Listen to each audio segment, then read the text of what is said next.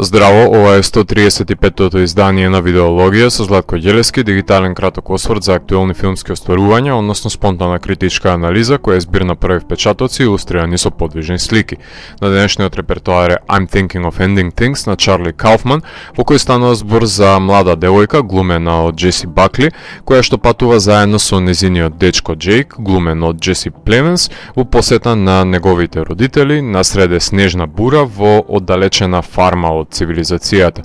За време на патувањето таа е впрегната од разбрануван немир, запрашувајќи се за се, со сомнеш во себе си, во врската со незиниот дечко и во релациите со светот наоколу.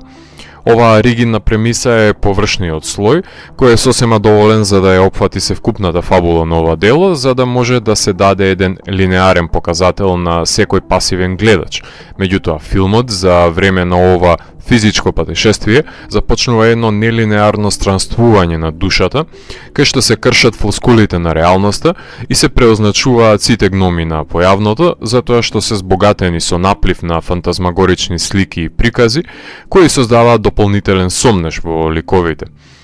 Несомнено дека ликовите во сите филмови на Чарли Кауфман се глодани од страна на екзистенцијалниот јадеж, предадени на животните разочарувања и сомнение во себе си,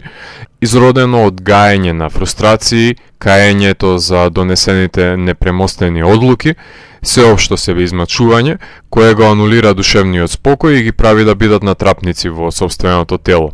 Таков е случајот и со овој филм, во кој протагонистката постојано посакува да му раскине дечкото, додека тој грубо не го прекине незиниот тек на мисла. Додека сме кај прекршувањето на текот на свеста, овој филм ја деконструира реалноста, сознава нејзин симулакрум, кој е илузорна облога на овој филм, која ги прекрива вистинските чинодејствија.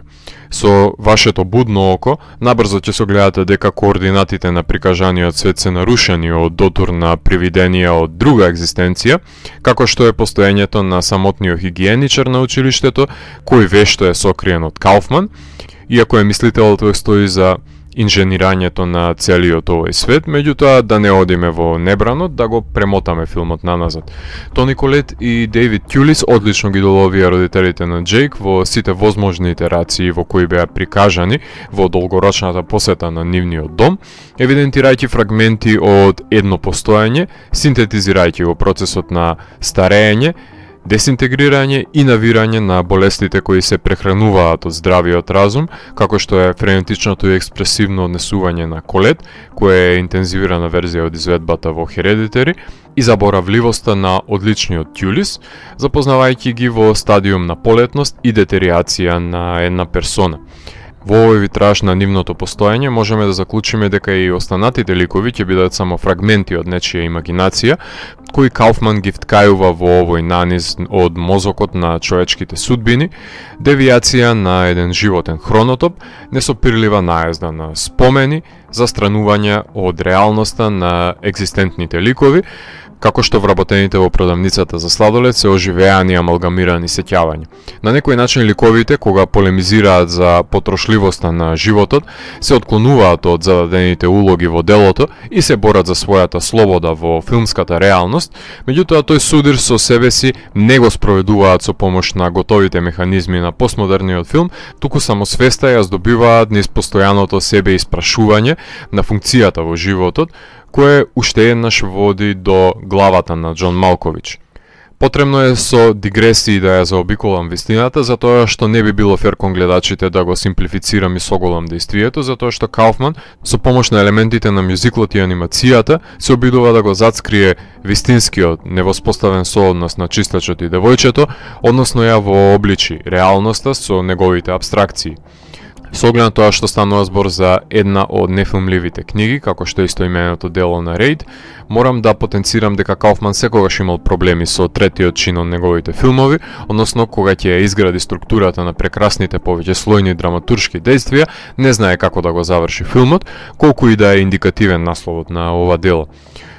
Тука ги занемарува повиците на девојката, што имаат поголемо значење, посебно опрашањето што чекаш, кое имаше можност да се доближи до морничавиот повик во Lost Highway. Но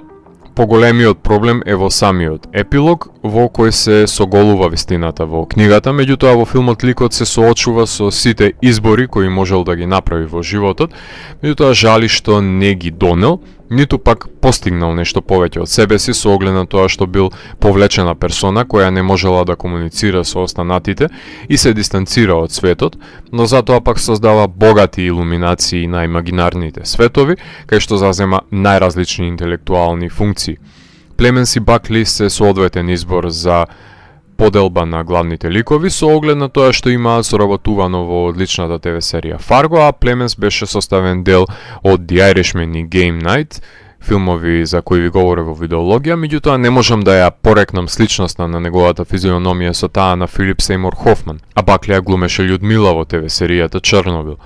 Тие убедително го започнуваат патешествието на парот пред Раскин, кој не се познава доволно себе си и меѓусебно за да ги сокријат вистинските причинители на нивната улога во делото, без разлика на дискусиите за Вордсворт, Касаветес и потфатите во најразличните уметнички гранки и професии, кај што понира абсурдот, односно дискрепанцата во тоа што го кажуваат и прават, кај што се засадуваат идеите и го запоследнуваат мозокот со нивниот раст, заминувајќи вистински идеи и стануваат опасни, како во случајот на филмот. Но не може да се измисли една лажна мисла. Лонокрвната анализа на A Woman Under the Influence побуди насмев кај мене, но не смее да се изостави паралелата со надреалните режисери, кои Кауфман ја повлекува и во ова сомнабулно дело, во кое кавкијанството и абсурдизмот ги вплотува во еден бизарен коеновски свет, сонет од Гондри, или пак ако сакате Бергмановото разорување на врската во пролонгиран Twilight Zone setting. Кинематограферот на Павликовски, Лукаш Жал, е вистинскиот избор за прикажување на снежната бура како бесконечно безнесто чистилиште, кое ме подсетуваше на Дедент, а максимално ги искористува уникатните ретро тапети во дизајнот на домот, да ги прикаже ликовите заробени во клаустрофобичниот кошмар доловен низ 1:33 наспроти 1 аспектот на снимање. На композиторот Джей Видли му припадна тешкото задолжение да ја комплетира загадочноста на атмосферата со помош на нотите, но сепак да долови постојано прелевање на таговноста на измачените ликови. На монтажерот на Синекдоха Нью Йорк, Роберт Фрейзнер, му припадна улогата за успорување на ритамот на веќе спорадичното дело, во кое вплеткани се мноштво на навирачки прикази, елипси од поразлично постојање, кои дополнително го комплицираат нелинеарниот тек на действието. Чарли Кауфман е незапирлив писател со разбранувана имагинација, пишувајќи ги сценаријата на Being John Malkovich, Human Nature, Adaptation, Confessions of a Dangerous Mind и Eternal Sunshine of the Spotless Mind, пред да земе храброст и самиот да започне да ги режира своите авторски дела, како што е случајот со Синекдоха Нью Йорк, How and Why и Аномалиса. Филмови во кои не ги поштедува од душевното себе измачување ликовите, ниту пак се држи до принципите на линеарната структура. Има напишано сценарио за престојната научно-фантастична адаптација на Chaos Walking, меѓутоа мене многу повеќе ме интересира неговата нефилмлива новела која ја издаде оваа година, Endkind, книга за филмскиот критичар кој е во потрага да го пронајде филмското остварување со времетраење од 3 месеци и истото да најде начин да го пласира на широкиот аудиториум откако ќе биде уништен филмот. Во адаптацијата на I'm Thinking of Ending Things ги има вметнато неговите експлорации на идентитетот на индивидуа, низ нејзината екзистенцијална криза и поигрување со елементи од други филмски жанрови, како што е мюзиклот, анимацијата, хорор и трилер тропите, со кои го збогатува нелинеарното действие и ја изразува когнитивната дисонанца на ликовите. Меѓутоа, за ликовите да дојдат до спознанието за смислата на постоењето, применува надреални постапки кои допираат до надприродни метафизички појавленија. За разлика од останатите негови филмови, во новото дело недостасува неговиот интригантен хумор. Неговиот најнов филм не ја имаше судбината да игра на филмските фестивали од А категорија, како неговите претходни филмови, туку беше продуциран и прикажан на стриминг сервисот Netflix, што во период на корона кризата беше пријатно изненадување за филмските сладокусци, кои не патат од носталгичните комплекси на исклучивото гледање на филм во киносала, туку ќе биде прикажан директно во домовите. колку ќе биде конкурентен за престижните награди е дискутабилно. Ова филмско дело е нескротлива жива творба во која ликовите излегуваат од формулаичните конвенции кои им се зададени и дозволуваат делото постојано да се реобмисли помеѓу дихотомијата на имагинацијата и реалност. Творбата на символичен начин ја доловува екзистенцијалната криза на ликовите, на кои дојдено им е преку глава од самотното и неисполнето постоење, со оглед на тоа што накалемиле доволно кајање кое нема да го потрошат и да живеат два таговни животи во кои неудобно ќе се чувствуваат во сопствените тела.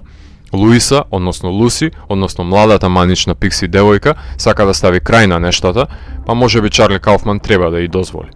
Ако морам да го евалуирам, тогаш I'm Thinking of Ending Things од мене има 4,5 од 5. Доколку ви се допадна 135-тото издание на дигиталната архива Видеологија, лајкувајте го видеото, споделете го и следете го каналот. Посегнете и поснатите рецензии на виртуелната полица. Ви благодарам за вниманието. Поздрав!